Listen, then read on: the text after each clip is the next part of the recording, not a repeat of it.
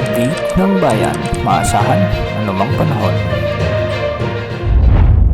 Magandang araw po sa ating lahat. Narito ng pinakaling update sa magiging lagay ng ating panahon sa araw na ito at sa binabantay nating bagyong Basyang. Sa ngayon, kumikilos na ang bagyong Basyang ng Pakanluran habang ito ay nasa karagatan ng Pilipinas, silangan ng Mindanao. Huling namatan ang sentro nito sa layong mahigit 600 km silangan ng Hinatuan, Surigao del Sur.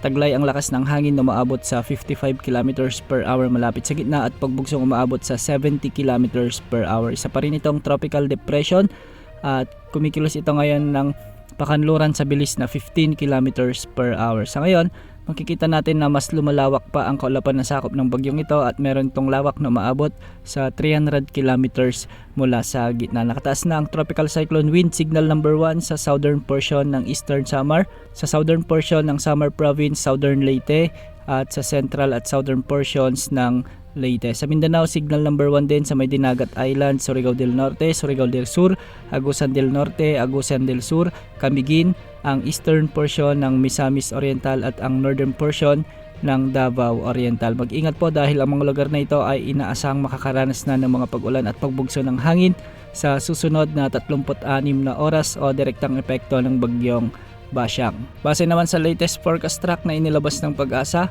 ang bagyong Basyang ay inasang kikilos na ng Pakanluran sa susunod na 36 na oras bago ito kumilos ng Pakanluran Hilagang Kanluran bukas ng gabi. Makikita rin sa forecast track na ang sentro ng bagyong Basyang ay maglalandfall sa Eastern Mindanao bukas ng gabi o sa Friday o Biyernes ng umaga. Pagkatapos nito ay tatawirin nito ang mga kalupaan ng Northeastern Mindanao at ang Central at Western Visayas bago ito pumunta o makakilos patungo sa may Sulusi sa Sabado ng umaga. Pagsapit naman ng Sabado ng hapon o gabi, inaasahang lalapit naman ito sa may Northern Palawan kung saan kakaroon ito ng huling landfall. Makikita rin sa forecast track na posible pang umabot hanggang tropical storm category ang bagyong Basyang ngayong gabi bago ito maglandfall sa may eastern part ng Mindanao.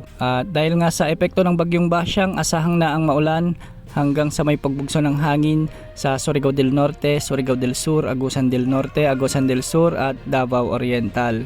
Maulap na kalangitan naman na may mga pag-ulan at pagkilat pagkulog ang inaasahan sa Eastern Visayas, Central Visayas, Northern Mindanao, nalalabing bahagi ng Davao Region, Dinagat Islands, Cotabato, South Cotabato at Sarangani Province. Mag-ingat po dahil posible ang banta ng mga biglang pagbaha o pagguho ng lupa. Samantala, amihan o Northeast Monsoon ang inaasahang makakaapekto naman sa may Cagayan Valley, Apayao, Kalinga, Mountain Province, Ifugao, Aurora, Metro Manila at nalalabing pang bahagi ng Luzon. Sa nalalabing bahagi ng bansa, localized thunderstorms ang weather system na makakaapekto sa mga lugar dito. Antabayan na ng mga susunod na update sa bagyong Basyang. Yan muna ang latest sa lagay ng panahon. Ito po ang weather update ng bayan, maasahan anumang panahon.